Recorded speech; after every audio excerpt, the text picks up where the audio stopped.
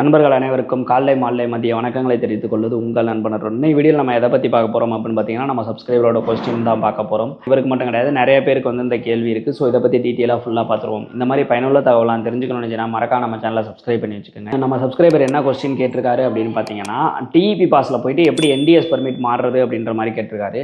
டிஇபி பாஸில் போயிட்டு எந்த பாஸாக இருந்தாலுமே மாற முடியும், ஓகேங்களா? எஸ் பாஸ், இ பாஸ், எந்த பர்மிட் எல்லா பாஸுக்குமே மாற முடியும். ஸோ அது எப்படி அப்படின்றத இந்த வீடியோவில் டீட்டெயிலாக பார்ப்போம், ஓகேங்களா? இந்த வீடியோ வந்து நீங்கள் எதிர்பார்த்துக்கிட்டு இருந்த வீடியோ அப்படின்னா ஒரு லைக்கை போட்டு இந்த வீடியோ பாருங்கள்.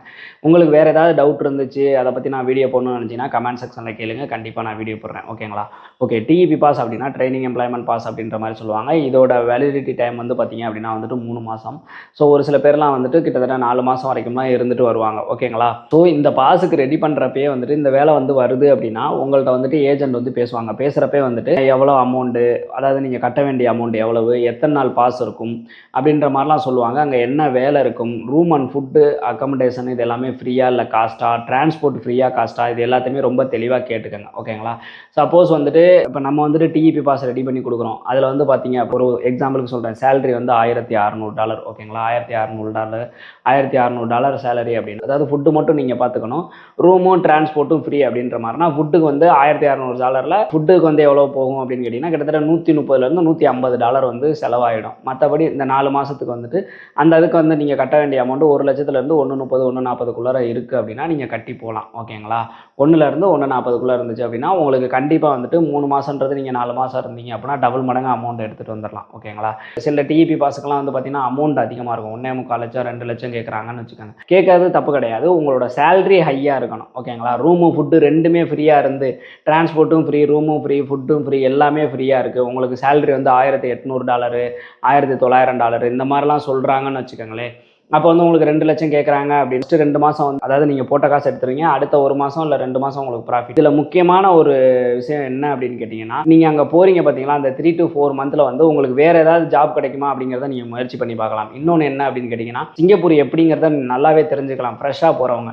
ஒரு சில பேர்லாம் வந்துட்டு நீங்கள் லாங் டேர்ம் பாஸில் போகிற உங்களால் அந்த வேலை பார்க்க முடியலை அப்படின்னாவோ, இல்லை அவங்க சொன்ன வேலை இல்லை வேலை ரொம்ப கஷ்டமாக இருக்குது அப்படின்னாவோ, டிஇபி பாஸ் அப்படின்றதுனால கம்மியான அமௌண்ட், கஷ்டமான வேலையாக இருந்தால் கூட சரி 4 மாதம் தானே இல்லை 3 மாதம் தானே, நான் இப்போ எப்படியாவது இருந்துட்டு நம்ம வந்துடுவோம் அப்படின்னு சொல்லிட்டு நீங்கள் பல்ல கடிச்சிக்கிட்டு ஓட்டிட்டு வந்துடுவீங்க, ஓகேங்களா? அதே இது லாங் டேர்ம் பாஸில் போய் மாட்டிக்கிட்டீங்க அப்படின்னா பெரிய அமௌண்ட்டாக கட்டியிருப்பீங்க, நீங்கள் வரணும்னு நினச்சிங்க அப்படின்னா உங்களுக்கு மிகப்பெரிய லாஸை தான் நீங்கள் சந்திக்கிற மாதிரி இருக்கும், ஓகேங்களா? ஸோ டிஇபி பாஸில் போகிறதுல இது ஒரு பெனிஃபிட் இருக்குது. ஆனால் இதில் வந்து ஒரு முக்கியமான விஷயம் இருக்குது. என்னன்னு கேட்டிங்கன்னா, இப்போ நீங்கள் வந்து டிஇபி பாஸில் போகிறீங்க, அதுக்கப்புறமேட்டு அங்கே போயிட்டு இந்த மாதிரி NTS permit, S pass, e pass இது மாதிரி முதலாளியே மாற்றிக்குவாங்க அப்படின்லாம் சொல்லி உங்கள்கிட்ட அதிகமான அமௌண்ட் 3 லட்சம் 4 லட்சம் 5 லட்சம் இந்த மாதிரிலாம் கேட்குறாங்க அப்படின்னா தயவு செய்து கொடுக்காதீங்க. அந்த மாதிரி வேலையும் உங்களுக்கு வேண்டாம். ஏன்னு கேட்டிங்க அப்படின்னா, இப்போ நீங்கள் டிஇபி பாஸில் போகிறீங்க அப்படின்னா டிஇபி பாஸில் தான் கன்ஃபார்ம் உங்களுக்கு அதுக்கு விசா வந்துடுது, நீங்கள் அதில் போகிறீங்க. ஸோ 3 மாதம் இருந்தலாம், இல்லை அந்த டிலே ஆகுதுன்னா 3.5 மாதம் 4 மாதம் வரைக்கும் இருந்துட்டு வந்துடலாம், ஓகேங்களா? அதே இது அந்த இதுக்கு நீங்கள் இந்த டிஇபி பாஸ் கட்டுற அமௌண்ட்டை உங்களால் சம்பாதிச்சிட முடியும். ஏது முதலாளி வந்து என்டிஎஸ் பர்மிட்டில் மாற்றுவார், அதை பண்ணுறாரு இதை பண்ணுறாருன்னு சொல்லி உங்கள்கிட்ட 4 லட்சம் 5 லட்சம் வாங்குறாங்க அப்படின்னா அவங்க என்டிஎஸ் பர்மிட்டில் உங்களுக்கு ரெடி பண்ணி கொடுத்தா தான் அந்த அமௌண்ட் வாங்கணும். அப்படி இல்லாமல் அதிகமான அமௌண்ட் வாங்குறாங்க அப்படின்ற பட்சத்தில் சரி நீங்களும் கட்டிட்டு அங்கே போயிடுறீங்க. போனதுக்கு அப்புறமேட்டு உங்களுக்கு டிஇபியில் தான் ஃபஸ்ட்டு எடுத்திருப்பாங்க. அந்த 4 மாதம் முடியலை, முதலாளிக்கு உங்களை பிடிக்கல அப்படின்னாவோ, இல்லை உங்களுக்கு அந்த வேலை பிடிக்கல அப்படின்னாவோ, இல்லை இதில் வேறு ஏதாவது ப்ராப்ளம் வருது அப்படின்னாவோ கண்டிப்பாக வந்துட்டு உங்களால் என்டிஎஸ் பர்மிட் பார்த்த முடியாது. வேறு ஏதாவது ப்ராப்ளம்னா என்ன மாதிரி வரும்னா, கோட்டா இல்லாமல் இருக்கும் அந்த கம்பெனிக்கு, இல்லை அவங்களுக்கு உங்களை பிடிக்காமல் இருக்கலாம், இல்லை உங்களுக்கு வேலை பிடிக்காமல் இருக்கலாம், இல்லை சேலரி பிரச்சனை இருக்கலாம், இல்லை எம்ஓஎம் அப்ரூவல் கிடைக்காமல் இருக்கலாம். இந்த மாதிரி ஏதாவது ஒரு பிரச்சனை வருது அப்படின்றப்ப நீங்கள் கட்டின அமௌண்ட்டு வேஸ்ட் ஆகிடும், நீங்கள் திருப்பி வர வேண்டியதுதான், ஓகேங்களா? ஸோ அதனால் இந்த மாதிரி என்டிஎஸ் பர்மிட்டில் வந்துட்டு உங்களை மாற்றி தரோன்னு சொல்லி சொன்னாங்க அப்படின்னாலும் நீங்கள் ஒன்றும் பிரச்சனை இல்லை, நீங்கள் மாற்றி விடுங்க, டிஇபி பாஸுக்கு உண்டான அமௌண்ட்டை இப்போ கட்டுறேன், என்டிஎஸ் பர்மிட் அப்ரூவல் வந்ததுக்கப்புறம் அந்த அமௌண்ட் வேணால் கட்டிக்கிறேன் அப்படின்ற மாதிரி வேணால் நீங்கள் கட்டலாம், ஓகேங்களா? ஓகே, இப்போ அங்கே போய் டிஇபி பாஸ் என்டிஎஸ் பர்மிட்டில் எப்படி மாறுறது அப்படின்ற மாதிரி பார்ப்போம். நீங்கள் வந்துட்டு இப்போ உங்களுக்கு டிஇபி பாஸில் வேலை கிடச்சி போயிடுறீங்க அப்படின்றப்ப நீங்கள் அங்கே போனதுக்கு அப்புறமேட்டு இப்போ உங்கள் முதலாளிக்கே உங்களுக்கு பிடிச்சி போயிடுது, இந்த வேலை செஞ்சது பிடிச்சிருது அப்படின்னாலோ, இல்லை உங்களுக்கு அங்கே நிறையா கான்டாக்ட்ஸ் கிடைக்கும், அதுக்கு தான் வந்து டிஇபி பாஸில் வந்து போகிறது பெஸ்ட்டுன்னு அப்படின்னு நான் சொல்லுவேன். அங்கே வந்துட்டு இப்போ நீங்கள் ஒரு இடத்துக்கு வேலைக்கு போகிறீங்க அப்படின்னா நிறையா கான்டாக்ட் கிடைக்கும். அங்கேயே கூட நீங்கள் வேறு ஏஜெண்டாக கூட பார்க்கறதுக்கான வாய்ப்புகள் இருக்கலாம். சிங்கப்பூர்லேயே நிறைய ஏஜென்சிஸ் இருக்குது. இது முறையெல்லாம் உங்களுக்கு ட்ரை பண்ணுறப்ப இல்லை முதலாளிக்கே உங்களை பிடிச்சி போயிடுச்சு அப்படின்னாவோ இந்த மாதிரி கான்டாக்ட் கிடைக்கிறப்ப அதில் ஏதாவது ஒரு கான்டாக்ட் வந்து உங்களுக்கு வேலை ரெடி பண்ணி கொடுத்துட்டீங்க அப்படின்னாவோ நீங்கள் வந்து மாறிக்க முடியும். ஓகேங்களா? அதர்வைஸ் வந்துட்டு கண்டிப்பாக உங்களுக்கு இது வந்து எப்படின்னா கிடைச்சா லக்கு தான்.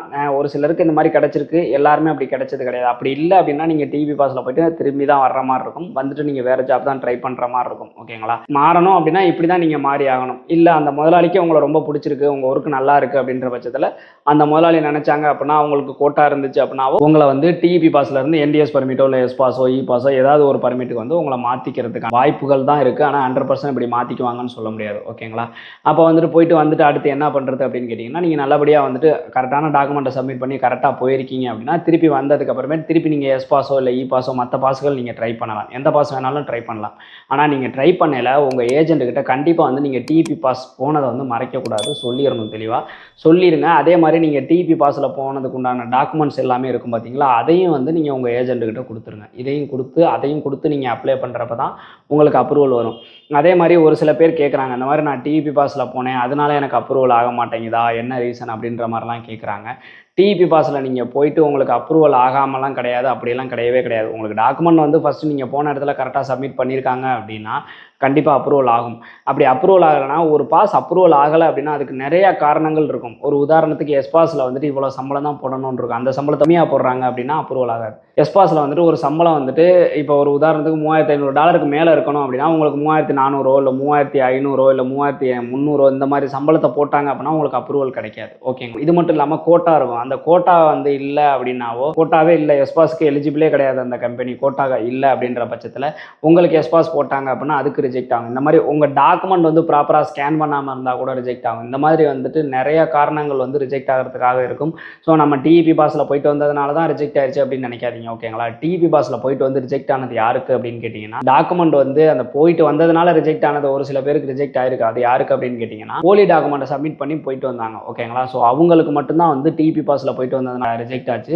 அவங்க இனிமேல் சிங்கப்பூர் போகவே முடியாது, அவங்கள பேன் பண்ணிட்டாங்க. ஸோ அது மாதிரி தான் பண்ணுவாங்களே ஒழிஞ்சு அதுக்கும் தெளிவான காரணத்தை சொல்லிடுவாங்க. ஓகேங்களா? ஸோ நீங்கள் பயப்படவே தேவையில்லை. நீங்கள் தாராளமாக டிபி பாஸ்லையும் போகலாம். அங்கே போய் முயற்சி பண்ணி பார்க்கலாம் வேறு ஜாப் மாறுறதுக்கு. கிடைச்சிருச்சு அப்படின்னா பணம் இல்லாமல் கூட உங்களால் மாறிக்க முடியும். அப்படி கிடைக்கல அப்படின்ற பட்சத்தில் நீங்கள் வந்துட்டு திருப்பி வேறு ஜாப் ட்ரை பண்ணி நல்லபடியாக போகலாம். ஓகேங்களா? ஓரளவுக்கு வந்து அவர் கேட்ட டவுட் வந்து கிளியர் ஆகிருக்கும் அப்படின்ற மாதிரி நினைக்கிறேன். இந்த மாதிரி உங்களுக்கு வேறு ஏதாவது டவுட் இருந்துச்சு அப்படின்னா கமெண்ட் செக்ஷனில் சொல்லுங்கள். இந்த மாதிரி பயனுள்ள தகவலாம் தெரிஞ்சுக்கணும்னு நினச்சின்னா மறக்காம நம்ம சேனலை சப்ஸ்கிரைப் பண்ணி வச்சுக்கோங்க. மீண்டும் ஒரு வீடியோவில் சந்திப்போம். பாய்.